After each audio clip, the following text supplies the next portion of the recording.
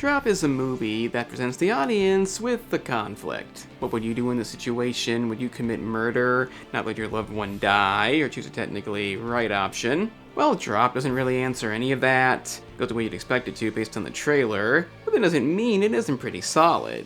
If you want something like that, check out Would You Rather. It's much more shocking and unique, so let's get into how this more mainstream movie fares. Our lead Violett, an abuse survivor, nervous about her date with her boyfriend Henry, is headed to a notably high up-in-the-air restaurant full of potentially suspicious culprits. As you'd expect, drops begin appearing on her phone, which she soon can't ignore, saying if she doesn't kill Henry, her son Toby dies instead. The reason is because Henry is a photographer, working for the city mayor, do the math, and if she tells Henry, tries to leave, or is anything suspicious, well, the outcome is the same. Like I said, it doesn't go into the most unexpected territories, but it does do a good job keeping up the tense pace and keeping you on the edge. This is done through a number of tense scenes, like having to convince Henry not to change tables after noting a fear of heights, and an attempt to try and tell the piano player, which ends bad for him, but most notably keeping the whole thing secret, finding a way around the suspicious actions, does keep your attention. The movie's not too long, so you never really get bored, and I gotta say the characters definitely elevate this. The two leads are fine, nothing particularly amazing, but not one note either. They play the roles they need to play. But Violett's comedic, smartass sister Jen and the soon-to-be-revealed culprit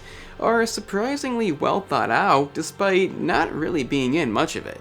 You add on all the potential bad guys, each with some kind of unique trait, and you have a memorable setting that doesn't feel too artificial. I think a lot of effort was put in to set the right mood. It definitely looks good, but this may be a nitpick. The way the drops come in does somewhat take you out of it. The viewer, for the most part, sees the instructions appear on the screen, and no, we don't mean the phone screen. And while this wouldn't be a big deal, there are times when she responds to them when she's literally not looking at the phone. Most notably, the pivotal moment when she finds out she has to kill him. The phone isn't even present, yet she responds as they come in. It just isn't needed. It's in a way insulting and out of place because the movie isn't really like that. As far as presentation goes, that's the only flaw. It does set the right mood. It makes it clear what kind of movie it's gonna be. It's obviously not going in a dark direction. The darkest thing is the abusive backstory, which is okay, but not as effective as it could have been. We're gonna get into why that is and start spoiling shit, so because some complained,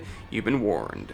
I really hate to say this because I do genuinely enjoy the movie, but I don't know if it nails the ending. They do a real unique thing when you think she's committed to poisoning Henry, then backs out and spills something on him, but in reality she wants him gone for a minute to confront the real culprit. As to who it is, nobody you wouldn't have expected, a guy named Richard, doesn't want Henry testifying about the mayor, but that's okay. If it's somebody who's overly nice, you're gonna expect that. Like I said, the acting's great here too. And after Henry supposedly drinks the poison and calls out the guy in her house, she then tells Richard, the clearly evil man who would have killed her son, that she actually poured the poison into his dessert. Why did you do that? Given she literally figured out who this guy was, managed to not be found out, and devised a plan to trick him, it's really out of place that she do something this stupid. The result is him going crazy, shooting a bunch of people including Henry, though not killing him, and most importantly, putting the hit back on her son. I do like how the hockey puck Henry gave her as a gift is what inevitably breaks the window, finishing off Richard. But then you have the mad rush back to the house. Guy who's supposed to kill Toby and her sister is beyond incompetent. He literally shoots Jen in the arm and doesn't finish her, even though she's proven to be capable.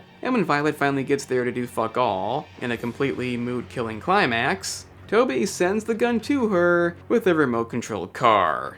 Are you out of your fucking mind? Okay, that's completely ridiculous. Also, Jen is still conscious and can walk, but there is a way this could have made more sense. Given that Toby did witness her mother almost being shot by the abusive husband, not to mention almost shooting him too, they could have made Toby visibly more affected, justifying why he might think to do this. Unfortunately, he isn't, doesn't look traumatized at all, and stupid shot aside, it's clear they thought they had to end like this. There had to be some action, our lead character looking cool, that's why she gloated about it, causing the whole incident. But the fact is they could have got that done without the lead looking stupid, and all this plot convenience. The guy in the house had plenty of chances to kill them, he was overly incompetent, and that really is too bad because it was great up until then. The mood, the atmosphere, the tense scenes, scenes, it was all there, but as cliche as this may sound, it doesn't stick the landing. Then you have the whole abusive husband backstory, which concludes with the husband killing himself, and I don't know why that is either.